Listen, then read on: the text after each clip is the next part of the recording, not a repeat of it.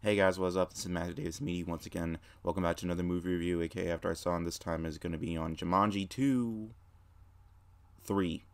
This is the third movie, not the second movie. Sure, this is a sequel to the last movie, but it's the third movie. Alright, let's just get into it.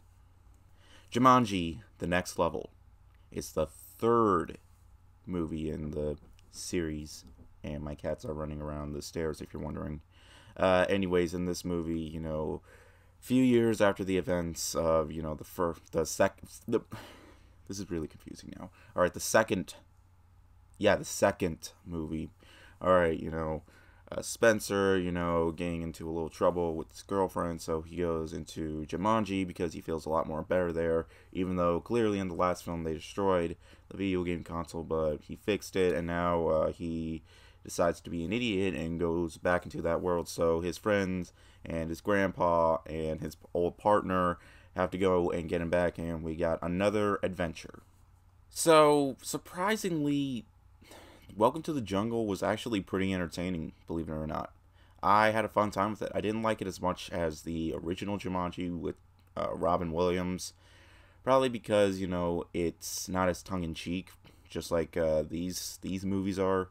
So, you can call it a reboot or a sequel or whatever because, those characters from the first movie will never return. Rest in peace, Robin Williams, yet again.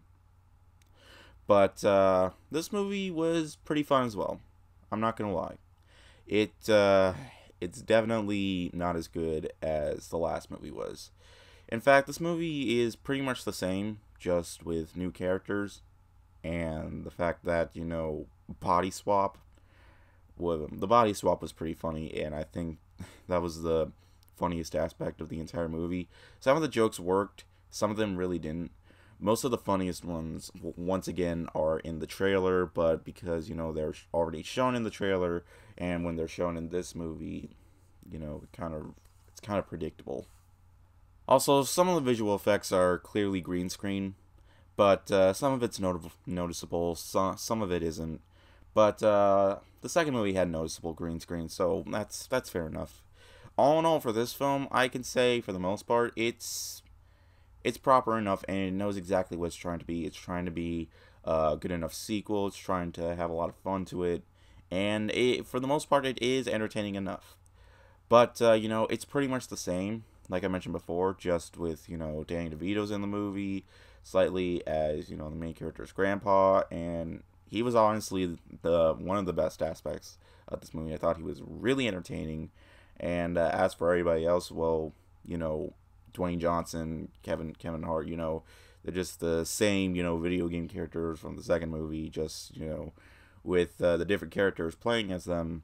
But if I go on too long, then, aspects of the movie happen, and that's spoiling because, you want to see this movie as well, probably. Maybe you don't, maybe you do. All in all, it's no masterpiece, but for the most part, for a sequel trying to, basically being a sequel to a sequel, all in all, it's a fun time at the movies, and it's basically what I expected it to be.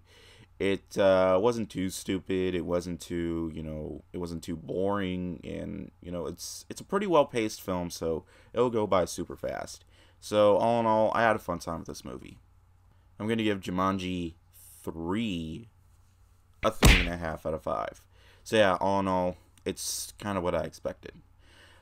There are multiple movies that are coming out that I really want to see. Uncut Gems hasn't come out yet, unfortunately. And you're probably wondering, there's a picture over there that's missing, but don't worry, it'll be back soon. So yeah, anyways, thank you guys so much for watching. Black Christmas, I'll probably see like tomorrow maybe. We'll see. I know Richard Jewell also came out. But, there's a lot going on right now that I need to do first. Alright, but anyways, thank you guys so much for watching, and I'll see you guys later. Word out.